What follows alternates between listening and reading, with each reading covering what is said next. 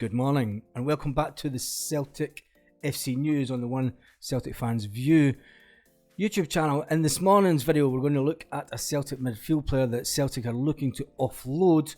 The Daily Record sweeps to a new low and comes out with a story from a Twitter account that has 382 followers.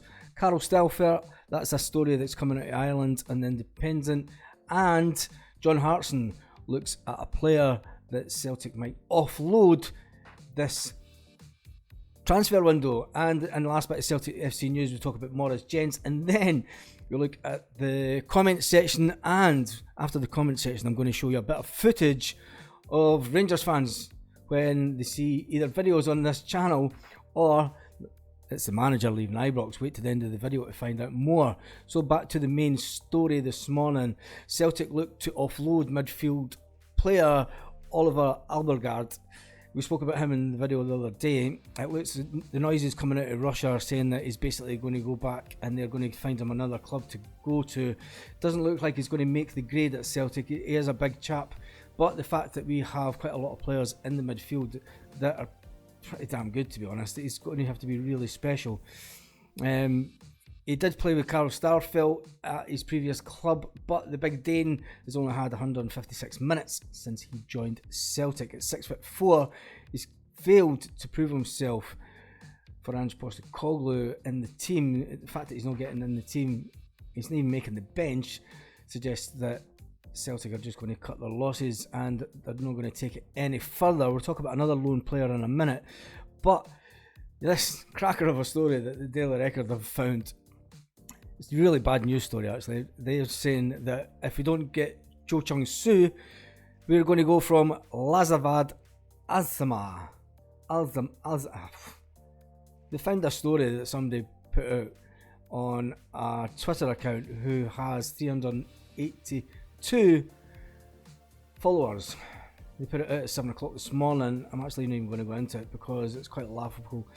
They're basically saying Celtic will be in looking for a new striker if, as revealed by them, Georgios Giacomakis is allowed to leave in January. I still don't think that Giacomakis will leave in January.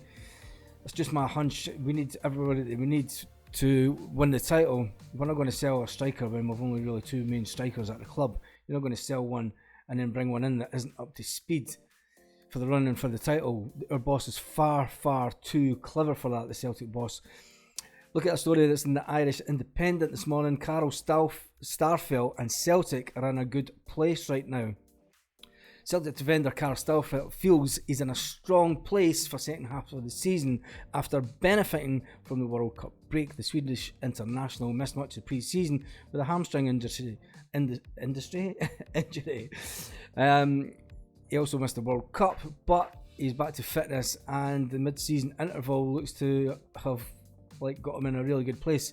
Started the last 3 games, of course, and with an away game to Hibernian tonight and a tough one against Sevco next Tuesday. Having him back with Carter Vickers at the back, you know, that's when you know we're in a good place. That's where we were last year when we won the title, and for me, it's good to have him back there just now. What does that say about Jens though? Maurice Jens, we'll talk about him.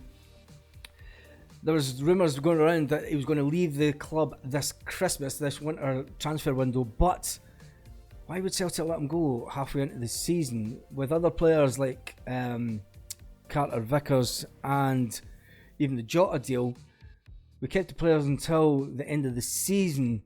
Now we are short at the back. You're not going to let somebody go halfway into the season. It's not our manager's style.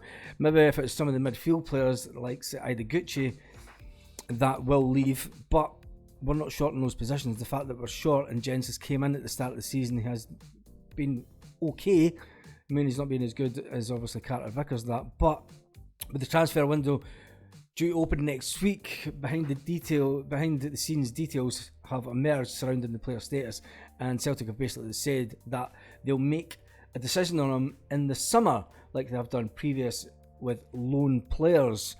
There's no need to make a decision just now at the end of the day, so let's jump over to the comment section. And if you are a regular to the channel, you'll know that where the laughs, the shits and giggles goes on this channel is the community tab, and last night I put up a nice cracker just to remind the Sevco fans that what King said a few years ago, one title win and Celts will fold like a pack of cards, and it was pointed out, and no one really pointed out at the time, you can't fold a pack of cards. I don't know where King was going for that one, so let's look at some of the comments. Gerard was always going to do a runner. That was the best joke I've heard in ages. Undercover Brother 67 says, apart from anything else, there we go. A pack of cards doesn't fold. Oh, googly eye meant like a house of cards. A pack of cards just sits there unmoved. So I guess in some way he was right. Neil Kern says, pair of queens alright.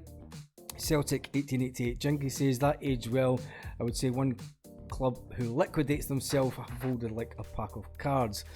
And then Ian McKenzie says, ironically, it was the tribute act who folded after winning one title. This is true. I've never seen a club implode like that ever, really. You know. The next one we'll go into. Mark Stevenson says, title number 2 in a row, loading. When we beat Hibs on Wednesday, followed by beating the Scum on the 2nd of January, we'll be 12 points clear. As long as we get those 6 points, it'll be hail hail in paradise. The whole thing that folded is the Sevco managers are, says Paul McDuff. Not confirmed. The Huns are skint, going nowhere fast, says Graham Williamson. They may even be the first team to go burst twice. That would be a record to add to their worst ever team in the Champions League. It's Comedy Gold. What's the name? Scorman. It is Comedy Gold, and I knew quite a few of them check out this. So on that note, I'm going to show you a short video clip of Rangers fans when they see a video on this channel.